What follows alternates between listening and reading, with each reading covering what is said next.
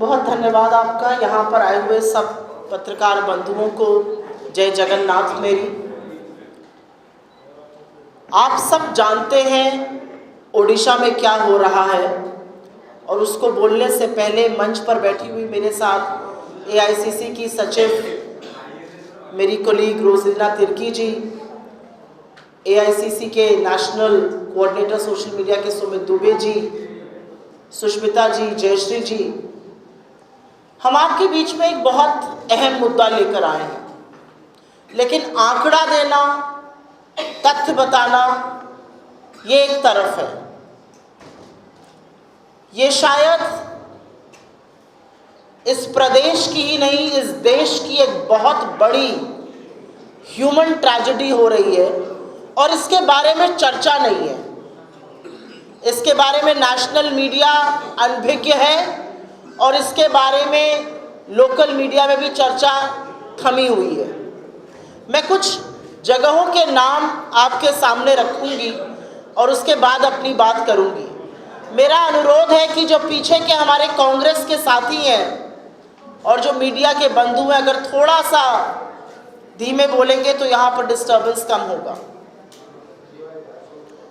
Kendrapara district में 12वीं class की एक लड़की आत्महत्या कर लेती है, उसके साथ एग्जामिनर ने जोर जबरदस्ती की थी। कोरापुट डिस्ट्रिक्ट के लक्ष्मीपुर में एक माइनर लड़की के साथ रेप हो जाता है। बालासोर डिस्ट्रिक्ट में 10 साल की बच्ची के साथ निर्मम बलात्कार होता है। महामहिम राष्ट्रपति जी के गृह क्षेत्र मयूरभंज में गैंगरेप होता है। मलकानगिरी चित्रकोंडा में आदिवासी रेजिडेंसी स्कूल में रहने वाली क्लास 10 की बच्ची एक बच्चे को डिलीवर करती है।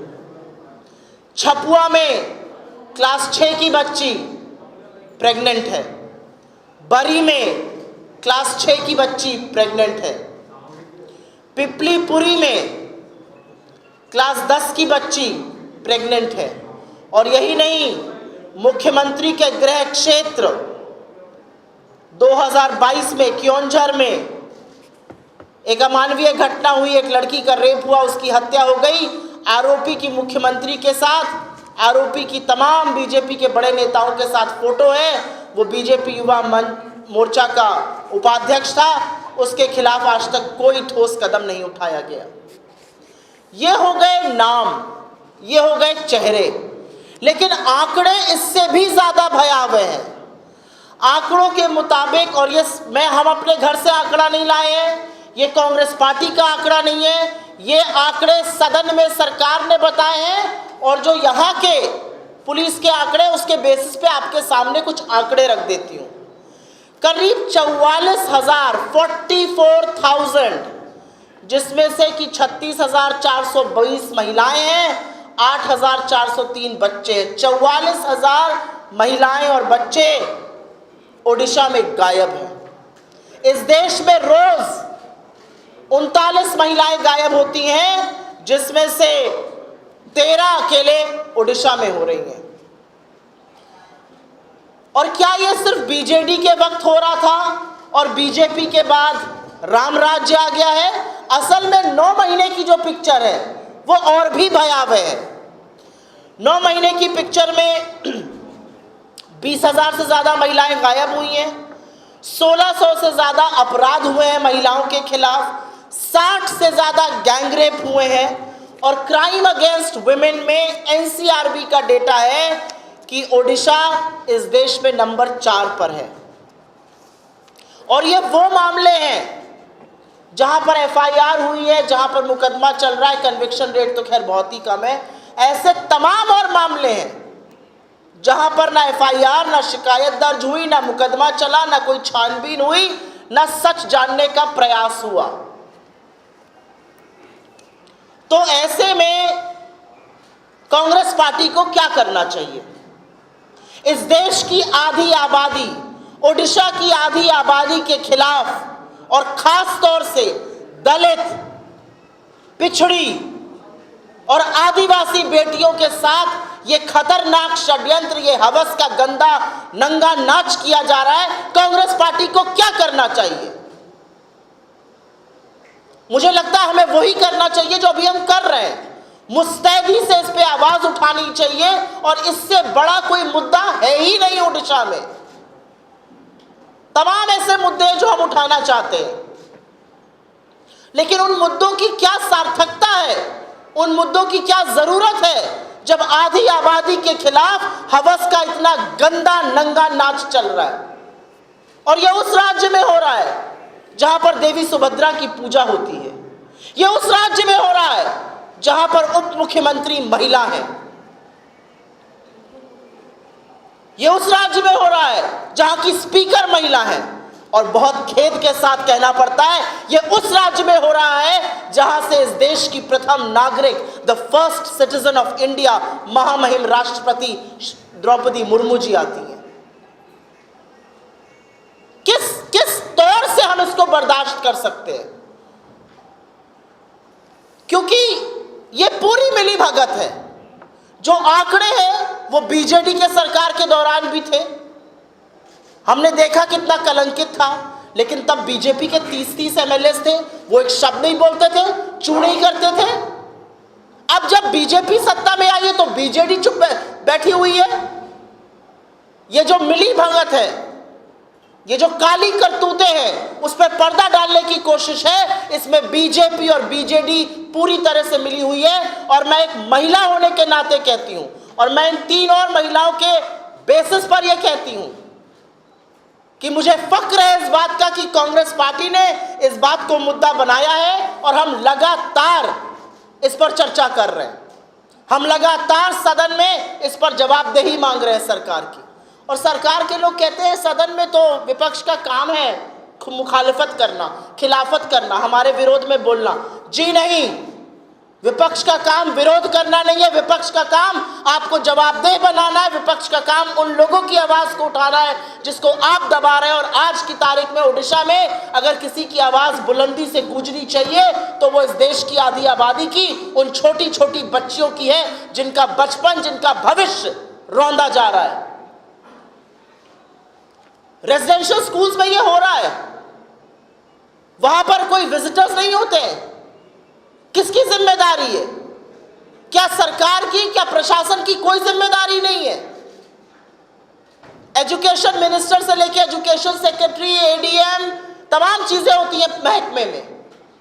क्या मुख्यमंत्री को जाके दौरे नहीं करने चाहिए कि इस तरह का नंगा नाच क्यों हो रहा है हमारी बच्चियों के साथ? जवाब में कहा जाता है हम सुभद्रा स्कीम चला रहे हैं। लानत है आपके 27 रुपए रोज की स्कीम पर। आप सुरक्षा नहीं दे पा रहे हमारी बेटियों को। हमारी बेटियों के कंकाल मिल रहे हैं, हमारी बेटियों के साथ गैंगरेप हो रहा है और उनकी निर्मम हत्या हो रही है। आपकी स्कीम किसी काम की नहीं है, क्योंकि 27 रुपए में 1 लीटर दूध नहीं आता आज की तारीख में। यह असलियत है आपकी। मेरा अपना मानना है, हम लोगों ने पहले इस पर 3 बार सीएम आवास का घेराव किया है। हमने करीब 35 जिलों में कलेक्ट्रेट आवास का, उनके कार्यालयों का घेराव किया है। और अब 27 तारीख को, आने वाली 27 तारीख को हम एक बड़ा घेराव विधानसभा का करने जा रहे हैं। ये हमारे लिए शक्ति प्रदर्शन नहीं है, ये हमारे लिए एक सोती हुई निर्मम सरकार को जगाने का तरीका है। और मैं अब कुछ बातें राष्ट्रीय परिप्रेक्ष्य में बोलना चाहती हूं, क्योंकि ये पैटर्न हमने देखा है। मैं उत्तर प्रदेश से आती हूं, वही उत्तर प्रदेश जहां पर जब हाथरस में बेटी को 2:30 बजे रात को फूंका गया तो यही बीजेपी वाले उस पीड़िता को बदनाम कर रहे थे, और संरक्षण लगातार आरोपियों को, दरिंदों को दिया जाता है। वही उत्तर प्रदेश जहां पर बीजेपी का एक नहीं 2-2 एमएलए बेटियों के साथ हुई हैवानियत के दोषी पाए गए, आरोपी नहीं, चाहे वो कुलदीप सिंह सेंगर हो या चाहे वो रामदुलार गौंड हो। यह सिलसिला हमने बृजभूषण सिंह के साथ देखा, यह हैवानियत हमने मध्य प्रदेश में देखी, यह हैवानियत हमने हर उस जगह देखी जहां पर बीजेपी का पहला कदम होता है संरक्षण आरोपी को, दरिंदे को, हैवान को देना, बेटियां भगवान भरोसे छोड़ दी गई हैं। किस मुंह से बीजेपी बात करती है सुभद्रा योजना की? किस मुंह से बीजेपी बात करती है बेटी बचाओ बेटी पढ़ाओ की? बेटियां तो असल में बीजेपी से बचानी है, बेटियां इनके कुशासन से बचानी है। और इसीलिए मेरा अपना मानना है, और क्योंकि धर्म में आस्था है तो ये जरूर कहूंगी, प्रभु जगन्नाथ की धरती है ये। श्री कृष्ण ने द्रौपदी की लाज बचाने के लिए तार खोल दिए थे। श्री कृष्ण वो हैं जिन्होंने अपने सखी के लाज बचाने के लिए अवतार लिया और उसके सम्मान में महाभारत हुई और गीता का उपदेश दिया। तो पूरी की पूरी भारतीय जनता पार्टी धृतराष्ट्र बनी बैठी रहेगी और बेटियों के साथ कुकर्म होंगे, ये हम कतई बर्दाश्त नहीं करेंगे। मैं इसी मंच से कुछ सवाल उठाना चाहती हूं और सवाल के बाद हमारी कुछ मांगे हैं। इस मंच से ये सवाल उठाने इसलिए ज़रूरी है क्योंकि सोती हुई सत्ता जागे। खत्म करने से पहले मैं कुछ सवाल हैं जो आपके सामने रखना चाहती हूँ। सरकार ये मानने को कब तैयार होगी कि ओडिशा में बेटियों के साथ हैवानियत हो रही है? सरकार के नेता, सरकार की डिप्टी चीफ मिनिस्टर, सरकार की स्पीकर, सरकार के मंत्री, सरकार के मुख्यमंत्री कब उन बेटियों के हाथ जाएंगे और उनको यह आशा और विश्वास दिलाएंगे कि उनके साथ न्याय होगा? क्या सरकार के नुमाइंदे, क्या सरकार के लोग उन बेटियों के परिवारों से मिलने के लिए तैयार है जिनके साथ ये हैवानियत हुई है? क्या सरकार को ये अंदाजा है कि अगर एक क्लास 6 की बच्ची प्रेग्नेंट है तो उसका भविष्य में क्या होगा? सरकार अपनी चुप्पी सेक्सुअल एक्सप्लॉयटेशन पर, यौन शोषण पर कब तोड़ेगी? सरकार ये कब मानेगी कि अधिकतम ये जो दरिंदगी है ये या तो आदिवासी या दलित या पिछड़े वर्ग से महिलाओं के साथ हो रही है? सरकार कौन से निर्णायक कदम लेने जा रही है? 44,000 जो महिलाएं और बच्चे गायब हुए हैं। सरकार क्या निर्णायक कदम लेने जा रही है जो दरिंदगी और जो यौन शोषण हो रहा है खुले आम रेजिडेंशियल स्कूलों में? क्या सरकार डिस्ट्रिक्ट वाइज डेटा देने को तैयार है महिला अपराध के खिलाफ जो चीजें हो रही हैं? सरकार कब इसको एक आपदा मानकर इस पर निर्णायक एक्शन लेगी? और सरकार में बैठी हुई उन महिलाओं से मेरा जरूर एक सवाल है, आप कब इसको राजनीतिक मुद्दा बनाइएगा? कब सत्ता की लोलुपता से हटकर अपनी चुप्पी तोड़िएगा? हमारी मांग बहुत क्लियर है और हमारी मांग है कि असेंबली, ओडिशा का जो सदन है वो इसमें सर्वदलीय समिति का गठन करे।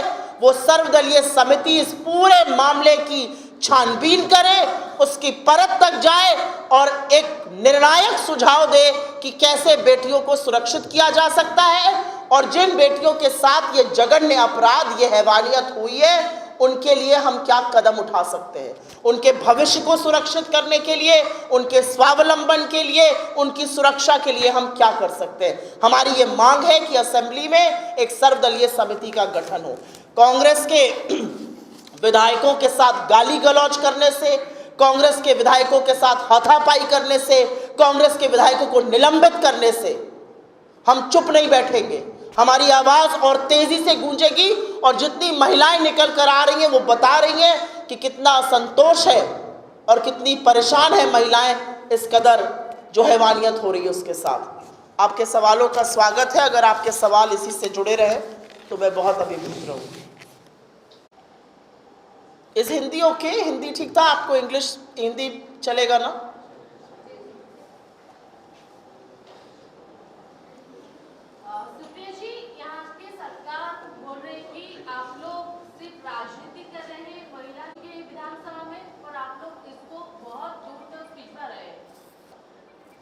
राजनीति किन मुद्दों पर होनी चाहिए ये मैं बीजेपी से पूछना चाहती हूँ।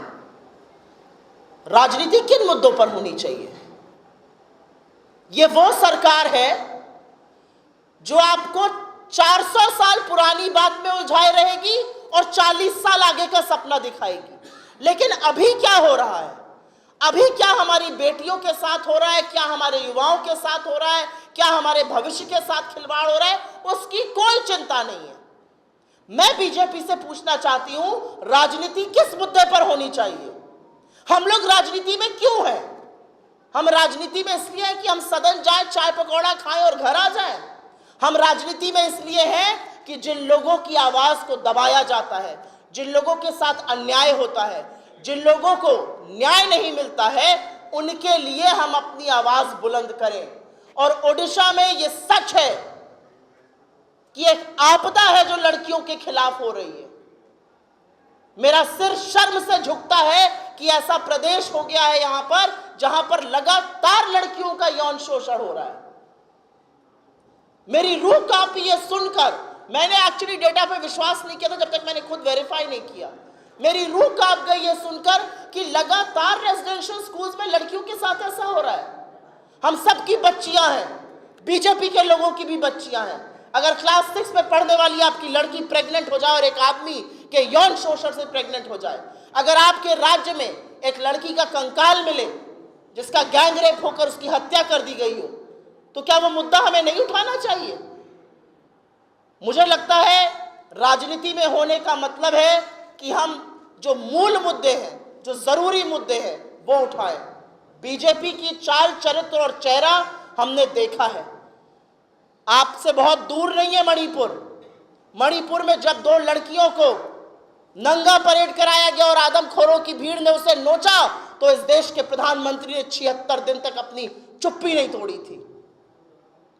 बार बार यहां पर गृह मंत्री और प्रधानमंत्री आते हैं, सरकार बनने के बाद 3-4 बार आ चुके हैं। क्या उन्होंने कभी इसकी खोज खबर करी? क्या उनको नहीं पता ओडिशा में बेटियों के साथ क्या हो रहा है? और हम अगर उसकी आवाज को उठा रहे हैं तो ये राजनीति, अगर ये राजनीति है तो ऐसी राजनीति और होनी चाहिए जिससे कि बेटियों की आवाज गूंजे।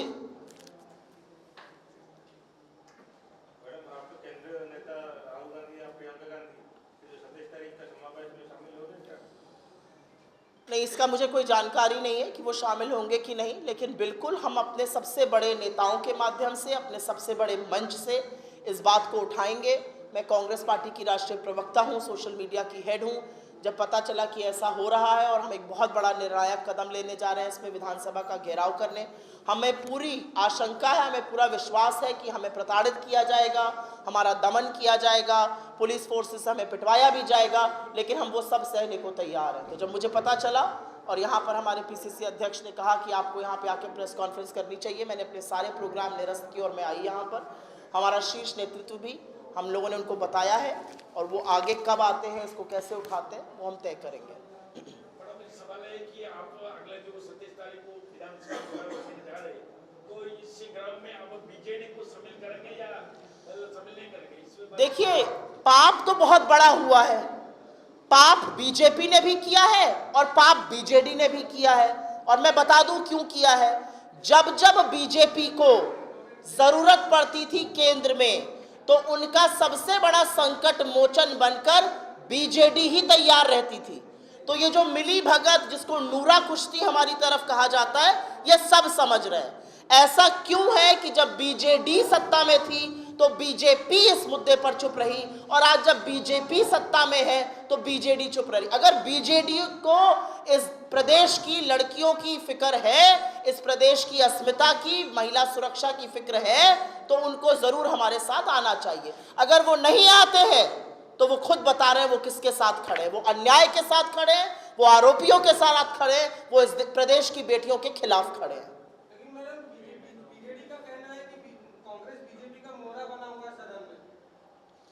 आपको लग रहा है हमारे विधायक निलंबित हो रहे हैं, हमारे विधायकों के साथ हाथापाई हो रही है, बीजेपी के मंत्री हमारे विधायक का गिरेबान पकड़ के गुंडागर्दी कर रहे हैं, उनको गंदी गंदी गालियां दे रहे हैं, हम सड़क पे उतर के प्रदर्शन कर रहे हैं, हम कलेक्ट्रेट का घेराव कर रहे हैं, हम मुख्यमंत्री आवास का घेराव कर रहे हैं, हम विधानसभा घेराव करने जा रहे हैं। आपको लगता है मोहरा ऐसे बना जाता है? मेरा तो ये, मुझे लगता है कि बीजेडी को शायद समझना चाहिए कि मोहरा कैसे बना जाता है। मोहरा तब बना जाता है जब देश विरोधी कानून पास करने में सबसे पहले सहयोग बीजेडी करती थी, चाहे वो कृषि कानून हो, काले कृषि कानून, चाहे वो तमाम वो कानून हो जो इस देश की आत्मा, इस देश के लोगों, इस देश के गरीबों के खिलाफ थे।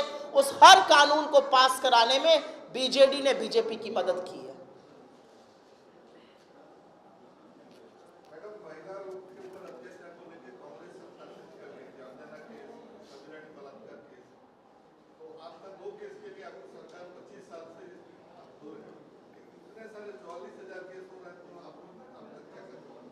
मुझे ऐसा लगता है कि उड़ीसा ने हमें हमारी गलती का सबक सिखाया। मुझे ऐसा लगता है जो हमारे शासनकाल में हुआ वो गलत था, लेकिन क्या उसकी वजह से अब जो गलत हो रहा है हम बोलेंगे नहीं? 44,000 महिलाओं और बच्चों का लापता होना एक बहुत बड़ी बात है। 39 महिलाएं रोज की लापता हो रही है हिंदुस्तान में, 13 उसमें से उड़ीसा में है, 1/3। तो मुझे लगता है सबसे पहले तो इस पर जागरूकता लाना, सबसे पहले जो सरकार, जो सत्ता में बैठी हुई सरकार है, उसको जगाना, उसको जवाबदेह बनाना, उससे एक निर्णायक और ठोस कदम उठवाना कि वो इसके बारे में क्या करेगी। मेरा अपना मानना है ये प्रादेशिक आपदा है। This is an emergency for women in this state. If we don't realize it now, it will perhaps be too late. देखिए, जिस लड़के को अभी बलात्कार हुआ है, जिसने प्रेग्नेंट हुआ है, इसके घर पर कांग्रेस अभी तक नहीं पहुंचा है, तो सिर्फ ये राजनास्ता में जाकर के सिर्फ घिराव करने से नहीं, इसका मतलब इसका समाधान नहीं हो पाएगा। तो कांग्रेस इससे पहले इनका द्वार पर मिलने के ऐसे बहुत सारे केसेस हैं जहां पर हम गए हैं, हम परिवार से मिले हैं, हमने उनकी शिकायत दर्ज कराने में मदद करी है। ऐसे बहुत से केसेस हैं जिसमें हमने उनको हेल्प दी है, विधि की हेल्प दी है, थोड़ी आर्थिक हेल्प भी दी है कहीं कहीं। ऐसे बहुत से केसेस हैं जब हमने मदद करी है। लेकिन एक जिम्मेदार विपक्ष होने के नाते हमारा काम ये भी है कि हम इस पर जोर शोर से चर्चा करें, जिससे लोग भी जागे, जिससे लोगों को पता चले कि क्या हो रहा है। थैंक यू, बहुत बहुत धन्यवाद आप लोगों का।